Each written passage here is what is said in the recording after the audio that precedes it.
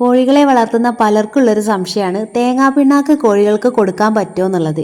ഇനി കൊടുത്താൽ തന്നെ അതിനെന്തെങ്കിലും പ്രശ്നം വരുമോ, അല്ലെങ്കിൽ നെയ്യ് കെട്ടുമോ, സ്ഥിരമായിട്ട് കൊടുത്താൽ കോഴികളുടെ വളർച്ചയെ അത് ബാധിക്കുമോ എന്നൊക്കെ ഉള്ള ഒരുപാട് സംശയങ്ങൾ പലർക്കുണ്ട്.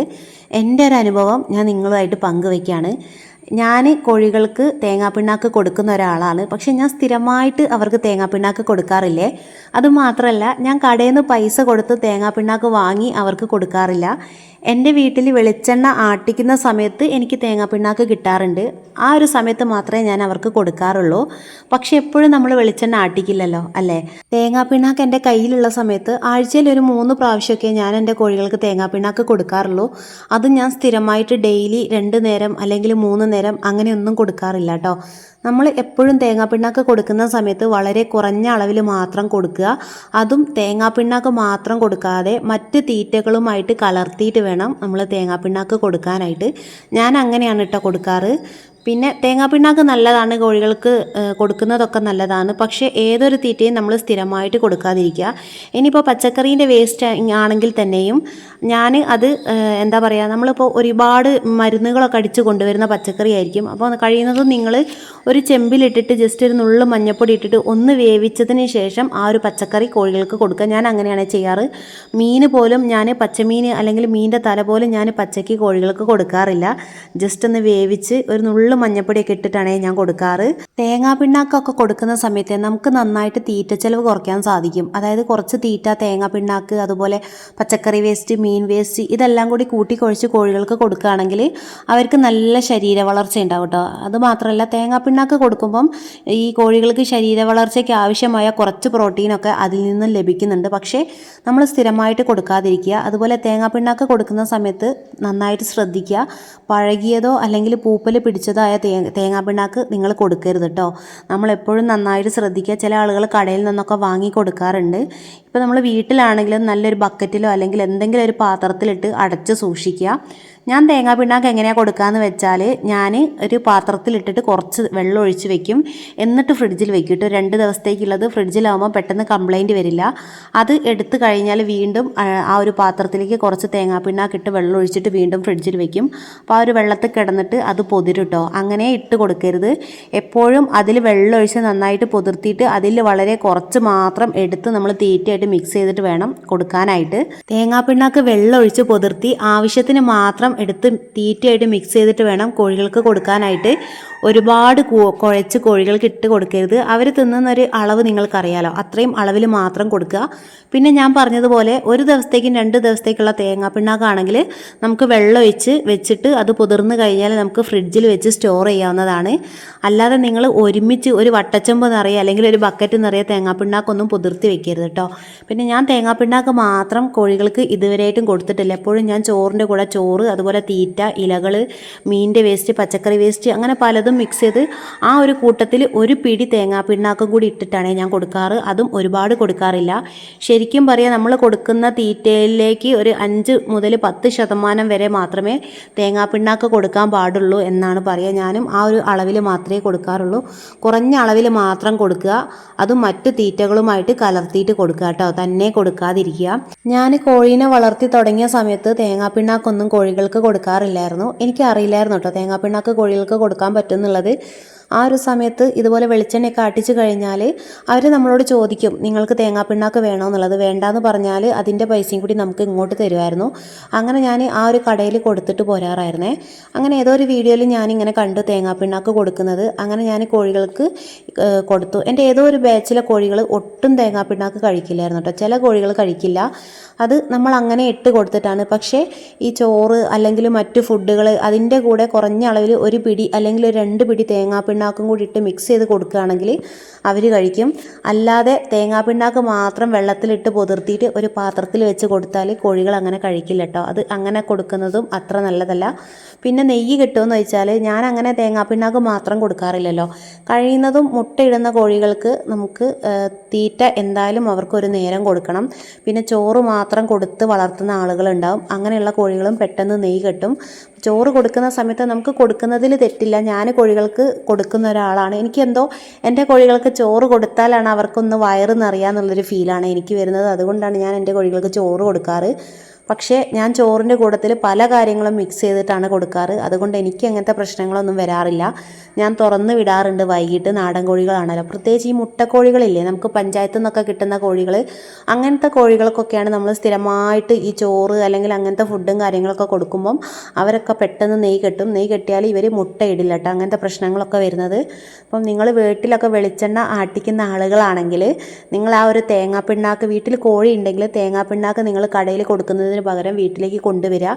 എന്നിട്ട് നല്ലൊരു കാറ്റ് കിടക്കാത്ത നല്ലൊരു പാത്രത്തിലോ അല്ലെങ്കിൽ ബക്കറ്റിലോ ആക്കിയിട്ട് നന്നായിട്ട് അടച്ചു വെച്ചാൽ നിങ്ങൾക്ക് ഒരു 6 മാസത്തോളം അവിടെ ഉണ്ടാവട്ടെ. 6 മാസമല്ല, അതിൽ കൂടുതലും കിട്ടും. സീസണും അതുപോലെ സന്ദർഭങ്ങളും അനുസരിച്ച് കോഴീനെ വളർത്താൻ പഠിച്ചാൽ അടിപൊളിയാണ്. അതായത് നമുക്ക് ഒരുപാട് തീറ്റച്ചെലവ് കുറയ്ക്കാൻ സാധിക്കും. ഇപ്പം ചക്ക സീസണാണ്. കോഴികൾ നന്നായിട്ട് ചക്ക കഴിക്കും കേട്ടോ. ചക്ക ചെവിണി ആയാലും പഴുത്ത ചക്കയായാലും എന്ത് തന്നെയായാലും അവർ നന്നായിട്ട് കഴിക്കും. ഈ ഒരു സമയത്തൊക്കെ നമുക്ക് നന്നായിട്ട് തീറ്റച്ചെലവ് കുറയ്ക്കാൻ പറ്റിയ ഒരു സമയം തന്നെയാണ്. നിങ്ങൾ വീട്ടിൻ്റെ അടുത്തോ അല്ലെങ്കിൽ വീട്ടിലെ ചക്ക, നമുക്കിപ്പോൾ ഒരു പ്ലാവുമ്മൽ ഒരു 50 ചക്കയൊക്കെ ഉണ്ടെങ്കിൽ 50 ചക്കയും നമ്മളിപ്പോൾ വെട്ടിക്കൊയ്ത് കഴിക്കില്ലല്ലോ.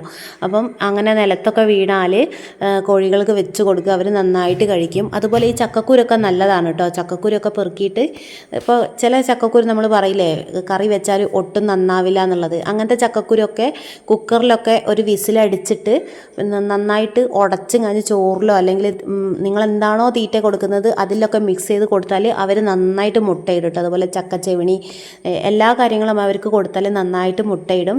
അപ്പോൾ ഇങ്ങനത്തെ സമയങ്ങളിലൊക്കെ നമുക്ക് നന്നായിട്ട് തീറ്റച്ചെലവ് കുറച്ചെടുക്കാൻ പറ്റും. സ്കൂളൊക്കെ തുറന്നു, അടുത്ത് സ്കൂളുള്ള ആളുകളൊക്കെ ആണെങ്കിൽ നിങ്ങൾ ജസ്റ്റ് ഒന്ന് പോയി അന്വേഷിച്ച് നോക്കുക. നിങ്ങൾക്ക് സ്കൂളിൽ നിന്ന് ചോറ് കിട്ടും. പിന്നെ കോഴീനെ വളർത്തണം എന്ന് ഒരു വരുമാനം വേണമെന്ന് അത്രയും ആഗ്രഹിക്കുന്ന ആളുകളാണെങ്കിൽ നിങ്ങൾക്ക് കോഴി കുഞ്ഞുങ്ങളൊക്കെ സെയിൽ ചെയ്യാൻ കഴിയുന്ന അത്രയും ഉറപ്പുണ്ടെങ്കിൽ നിങ്ങൾ ചെറിയൊരു ഇൻക്യുബേറ്റർ വാങ്ങുക. എന്നിട്ട് കോഴിമുട്ട നിങ്ങൾക്ക് അത്രയും വിശ്വാസമുള്ളൊരു സ്ഥലത്തുനിന്ന് കുറച്ച് കോഴിമുട്ട വാങ്ങി വിരിയിപ്പിച്ചിട്ട് ആ കുഞ്ഞുങ്ങളെ സെയിൽ ചെയ്യുക കേട്ടോ.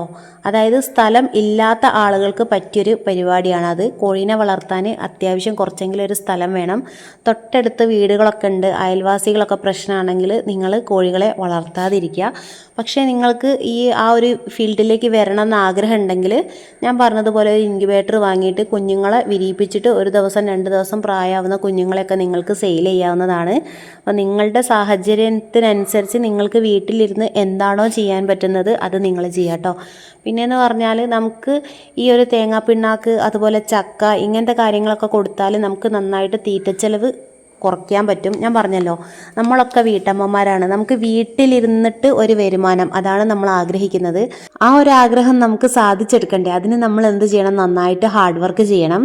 അപ്പം നിങ്ങളെല്ലാവരും നന്നായിട്ട് ഹാർഡ് വർക്ക് ചെയ്യുക. തീർച്ചയായിട്ടും നിങ്ങൾക്ക് നല്ലൊരു വരുമാനം ഉണ്ടാക്കിയെടുക്കാൻ പറ്റുന്നതാണ്. നമ്മുടെ ആഗ്രഹങ്ങളെല്ലാം നമുക്ക് നടത്തിയെടുക്കണം. അപ്പം ഇന്ന് രാത്രി നമുക്കിവിടെ ചക്കയാണ് കേട്ടോ. ചക്കയൊക്കെ നന്നാക്കി എടുത്തിട്ടുണ്ട്. എനിക്ക് ഏറ്റവും മടിയുള്ളൊരു പണി എന്ന് പറഞ്ഞാൽ ചക്ക നന്നാക്കലാണേ. അപ്പം അതിന് രണ്ടാളെയും കൂടി ഞാൻ ഹെൽപ്പിന് വിളിച്ചിട്ടുണ്ട്. ഒരാൾ നന്നാക്കിയും സഹായിക്കുന്നുണ്ട്, ഒരാൾ നന്നാക്കി വെച്ച ചക്ക എടുത്ത് കഴിച്ചും സഹായിക്കുന്നുണ്ട്. ഇന്ന് ഞങ്ങൾക്ക് രാത്രി ചക്കപ്പുഴുക്കാണ്. ചക്കയൊക്കെ നന്നാക്കി എടുക്കാൻ കുറച്ച് നേരം വൈകി. അത് മറ്റൊന്നുമല്ല, ഇന്ന് വെളിച്ചെണ്ണ പണിയിലായി പോയേ. നിങ്ങൾ കുറച്ച് മുന്നേ കണ്ടല്ലേ വെളിച്ചെണ്ണ, കുറേ ദിവസമായിട്ട് ആ ഒരു തേങ്ങേൻ്റെ പുറകെ ഇങ്ങനെ നടക്കുന്നു. ഇന്നാണ് വെളിച്ചെണ്ണ ആട്ടിച്ച് കൊണ്ടുവന്ന് കുറച്ചൊന്ന് ഊറിയതിന് ശേഷം അതൊരു വട്ടച്ചെമ്പിലേക്ക് മാറ്റിയിട്ട് വെയിലത്ത് വെച്ചു. ഒരു 5-6 മണിക്കൂർ നന്നായിട്ട് വെയിൽ കൊള്ളിച്ചതിന് ശേഷം വേറൊരു പാത്രത്തിലേക്ക് ഒഴിക്കൂട്ടോ, അല്ലെങ്കിൽ പെട്ടെന്ന് കാറിൽ ചോദിക്കും. എന്നിട്ട് ഞാൻ പൊതുവേ ഉപ്പും കുരുമുളകും ഒക്കെ ഇട്ട് കൊടുക്കാറുണ്ട് കുറേ ആളുകൾ. ഞാൻ കുരുമുളക് മാത്രമേ ഇടാറുള്ളൂ. കുരുമുളകൊക്കെ ഇട്ട് ഒരു സ്റ്റീൽ പാത്രത്തിലാക്കി വെച്ചിട്ടുണ്ട്. അതുപോലെ തേങ്ങാപ്പിണ്ണാക്ക് ഒരു ബക്കറ്റിലേക്കും ആക്കി വെച്ചിട്ടുണ്ട്. ആ ഒരു തേങ്ങാപ്പിണ്ണാക്ക് നമുക്ക് കുറേ കിട്ടും കേട്ടോ. അതിൽ നിന്ന് കുറച്ചേച്ചെടുത്ത് പൊതിർത്തിയിട്ടാണ് ഞാൻ കോഴികൾക്ക് കൊടുക്കുക. അതും ഡെയിലി കൊടുക്കാറുമില്ല, അതുകൊണ്ട് അത്യാവശ്യം നല്ലോണം കിട്ടും. പിന്നെ സ്കൂളൊക്കെ തുറന്നു, മക്കൾക്ക് ബുക്കും കാര്യങ്ങളൊക്കെ കിട്ടിയിട്ടുണ്ട്. വിനേട്ടൻ ഇതാ പുസ്തകമൊക്കെ പൊതിയിടുകയാണേ. ഇപ്രാവശ്യം കുറച്ചൊരു പ്ലാസ്റ്റിക്കിൻ്റെ വേറൊരു ടൈപ്പ് പൊതിയാണ് വാങ്ങിയത്. ഈ ബുക്ക് പൊതിയാന്ന് പറയുന്നത് വലിയൊരു ടാസ്ക് തന്നെയാണ് കേട്ടോ. അതുകൊണ്ട് ഞാൻ ആ ഒരു പരിപാടിക്ക് നിൽക്കാറില്ല. എനിക്ക് ഭയങ്കര മടിയാണ് ബുക്ക് പൊതിയാനായിട്ട്. എല്ലാ വർഷവും വിനേട്ടൻ തന്നെയാണ് മക്കൾക്ക് ബുക്കൊക്കെ പൊതിഞ്ഞ് കൊടുക്കാറ്. പിന്നെ ചെറിയ ക്ലാസ്സാന്ന് പറഞ്ഞിട്ട് കാര്യമല്ല, അത്യാവശ്യം നന്നായിട്ട് ബുക്കുണ്ട്. ബാഗൊക്കെ എനിക്ക് തന്നെ എടുത്തിട്ട് പൊന്തുന്നില്ല കേട്ടോ, അത്രയും വെയിറ്റും കാര്യങ്ങളൊക്കെ ഉണ്ട്. നമ്മളൊന്നും പഠിക്കുന്ന കാലത്ത് ഇത്രയും ബുക്കോ കാര്യങ്ങളോ ഒന്നും തന്നെ ഇല്ലായിരുന്നു. സ്കൂള് തുറന്നതുകൊണ്ട് എനിക്കൊരു ഡ്യൂട്ടിയും കൂടി കൂടുതൽ കിട്ടിയിട്ടുണ്ട്. അത് മറ്റൊന്നുമല്ല, എന്നും വൈകിട്ട് സ്കൂളിൽ പോയിട്ട് ചോറ് എടുത്ത് കൊണ്ടുവരണം. ഉച്ചയ്ക്ക് തന്നെ നമുക്ക് ചോറെടുത്ത് കൊണ്ടുവരാം. പക്ഷേ ഞാൻ ഏതായാലും വണ്ടി എടുത്തിട്ട് പോവാണല്ലോ. അപ്പോൾ വൈകിട്ട് പോയാൽ 2 കാര്യങ്ങൾ നടക്കും. ചോറും എടുക്കുക, അതോടൊപ്പം തന്നെ ഇവരെ സ്കൂളിൽ നിന്ന് കൂട്ടിയിട്ട് വരാം. അതുകൊണ്ട് ഞാൻ വൈകിട്ടാണ് സ്കൂളിൽ ചോറെടുക്കാൻ പോകാറ്. വൈകിട്ട് ചോറെടുത്ത് കൊണ്ടുവരുന്ന സമയത്ത് ഞാൻ ഇവിടുന്ന് ബക്കറ്റും കൊണ്ടുപോകും. എന്നിട്ട് ബക്കറ്റ് അവിടെ വെച്ചിട്ട് അവിടെ വെച്ച ബക്കറ്റിലെ ചോറെടുത്ത് കൊണ്ടുവരും.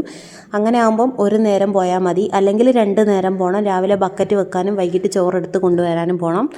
ചോറെടുത്ത് കൊണ്ടുവരുന്ന ഒരു സമയത്ത് തന്നെ ഞാൻ ബക്കറ്റും കൊണ്ടുപോകുന്നത് കൊണ്ട് ആ ഒരു പോക്ക് വേണ്ട കേട്ടോ. പിന്നെ സ്കൂളിൽ നിന്ന് ചോറ് കിട്ടുന്നത് എനിക്ക് വലിയൊരു ആശ്വാസം തന്നെയാണ്. കഴിഞ്ഞ വർഷം മുതലാണ് ഞാൻ സ്കൂളിൽ നിന്ന് ചോറെടുക്കൽ തുടങ്ങിയത്. ഈ വർഷം സ്കൂളിൽ നിന്ന് ചോറെടുക്കുന്നുണ്ട്. അതിൻ്റെ മുന്നേ ഒക്കെ എനിക്ക് കുറച്ച് ബുദ്ധിമുട്ടും കാര്യങ്ങളൊക്കെ ഉണ്ടായിരുന്നു. അപ്പോൾ ഞാൻ റേഷൻ കടയിൽ നിന്ന് അരി കുറച്ച് ഒരു 5 കിലോ മട്ടേരി വാങ്ങാറുണ്ടായിരുന്നു കേട്ടോ, ഇവർക്ക് ചോറ് വെക്കാൻ മാത്രമായിട്ട്. എന്നിട്ട് ഈ പറഞ്ഞതുപോലെ വീട്ടിൽ ചോറ് വെക്കുന്ന അരി ഊറ്റിയ ഒരു കഞ്ഞിവെള്ളം ഉണ്ടല്ലോ തിളച്ച്, ആ ഒരു വെള്ളത്തിലേക്ക് അരി ഇട്ടിട്ട് അടുപ്പത്ത് അവിടെ വെച്ചിട്ട് അങ്ങനെ വേവിച്ചെടുക്കാറായിരുന്നു. അപ്പോൾ സ്കൂളിൽ നിന്ന് ചോറ് കിട്ടൽ തുടങ്ങിയതിന് ശേഷം നല്ലൊരാശ്വാസം തന്നെയാണ്. അതുമാത്രമല്ല, നമുക്ക് കുട്ടികൾ കഴിച്ചതിൻ്റെ ബാക്കി ബാലൻസ് ചോറല്ല കേട്ടോ, നമ്മൾ കിച്ചണിൽ വെച്ചിട്ട് എല്ലാവരും കഴിച്ച് കഴിഞ്ഞിട്ട് ബാക്കി ചോറുണ്ടാവില്ലേ, അതാണ് കിട്ടുന്നത്. അതിൻ്റെ ഒരു ഗുണം എന്താണെന്ന് വെച്ചാൽ നമുക്ക് സ്റ്റോർ ചെയ്ത് വെക്കാൻ പറ്റുന്നുള്ളതാണ്. മറ്റേത് അങ്ങനെയല്ലല്ലോ, കഴിച്ചിട്ട് ബാക്കി വന്ന ചോറ് എന്ന് പറഞ്ഞാൽ അത് ആ ഒരു ദിവസം തന്നെ ഇട്ട് കൊടുത്തിട്ടില്ലെങ്കിൽ പിറ്റേന്തേക്ക് പൂപ്പൽ വരും, ഫംഗസ് വരും, അങ്ങനെ പല പ്രശ്നങ്ങളും ഉണ്ടാവും. ഇതങ്ങനെയൊന്നുമില്ല. ഞാൻ ഈ ചോറ് കൊണ്ടുവന്നിട്ട് വെള്ളത്തിലിട്ട് വെക്കും. എന്നിട്ട് എൻ്റെ ആവശ്യത്തിന് ഒരു ഓട്ടക്കൊട്ടയിലേക്ക് ഇട്ടിട്ട് ഊറ്റിയെടുത്തിട്ട് അതിൽ മീനിൻ്റെ തല, അതുപോലെ ഇലകൾ, തീറ്റ, തേങ്ങാപ്പിണ്ണാക്ക്, എന്താണോ എൻ്റെ കയ്യിലുള്ളത് അതെല്ലാം കൂട്ടിക്കുഴച്ച് അങ്ങനെ ഇട്ട് കൊടുക്കാറാണ് ചെയ്യുക. അതുകൊണ്ട് നല്ലൊരാശ്വാസമാണ്. കോഴികളെ വളർത്തുക എന്ന് പറയുന്നത് അത്ര സിമ്പിളായിട്ടുള്ളൊരു കാര്യമൊന്നുമല്ല. 5-10 കോഴീനെ വളർത്താൻ പ്രശ്നമില്ല. പക്ഷേ നമുക്കൊരു 10-250 കോഴികളെ വളർത്തുക എന്ന് പറയുമ്പം നമുക്ക് തീറ്റച്ചെലവ് നല്ല തീറ്റച്ചെലവ് തന്നെയാണ്. പക്ഷേ ഇതുപോലെ സ്കൂളിൽ നിന്ന് ചോറ്, അതുപോലെ തേങ്ങാപ്പിണ്ണാക്കോ പച്ചക്കറി വേസ്റ്റൊക്കെ കിട്ടുകയാണെങ്കിൽ നമുക്കൊരു പരിധി വരെ അതിനെ നിയന്ത്രിക്കാൻ പറ്റും. അപ്പം കോഴീനെ വളർത്തുന്ന ആളുകൾ നിങ്ങളെ വീടിൻ്റെ അടുത്ത് സ്കൂളും കാര്യങ്ങളൊക്കെ ഉണ്ടെങ്കിൽ ജസ്റ്റ് അന്വേഷിച്ച് നോക്കുക. പച്ചക്കറി മാർക്കറ്റിലൊക്കെ ഒന്ന് പോയി നോക്കുക. ചക്ക സീസൺ ആണെങ്കിൽ ചക്കയൊക്കെ ഒന്ന് വെട്ടിയിട്ട് കൊടുക്കുക. പ്രത്യേകിച്ച് വീട്ടമ്മമാർ, നിങ്ങൾ ഒരു വരുമാനത്തിന് വേണ്ടിയിട്ടാണല്ലോ ഈ ഒരു മേഖലയിലേക്ക് കടന്നു വരുന്നത്. അപ്പോൾ നിങ്ങളുടെ കയ്യിലുള്ള പൈസ മുഴുവനും മുടക്കിയിട്ട് കോഴിത്തീറ്റ വാങ്ങി കൊടുക്കുന്നതിന് പകരം ഇങ്ങനെയൊക്കെ ഒന്ന് നോക്കുക കേട്ടോ. എങ്കിൽ മാത്രമേ നിങ്ങൾക്ക് നല്ലൊരു വരുമാനം കിട്ടുള്ളൂ. അല്ലെങ്കിൽ നമ്മുടെ കയ്യിൽ നിന്ന് പൈസ അങ്ങോട്ട് പോകാമെന്നല്ലാതെ നമുക്കൊരു ലാഭം ഉണ്ടാവില്ല. അപ്പം ഇന്നത്തെ വീഡിയോ ഒക്കെ ഇത്രയൊക്കെ തന്നെ ഉള്ളൂ കേട്ടോ. വീഡിയോ ഇഷ്ടപ്പെട്ടാൽ തീർച്ചയായിട്ടും നിങ്ങൾ ലൈക്ക് ചെയ്യുക, നിങ്ങളുടെ അഭിപ്രായങ്ങളൊക്കെ ഒന്ന് കമൻറ്റിൽ പറയുക. ഓക്കെ, പിന്നെ എൻ്റെ വീഡിയോ നിങ്ങൾക്ക് ഉപകാരപ്പെടുന്നുണ്ടോ ഇല്ലയോ എന്നൊക്കെ ഉള്ളത് ഒന്ന് കമൻറ്റിൽ പറയാം കേട്ടോ. ഞാൻ ഇനി സ്ഥിരമായിട്ട് ഡെയിലി വീഡിയോ ഇടണോ, എങ്ങനെ ഇടണോ എന്നൊക്കെ ഒന്ന് കമൻറ്റിൽ പറയാം. Okay, by.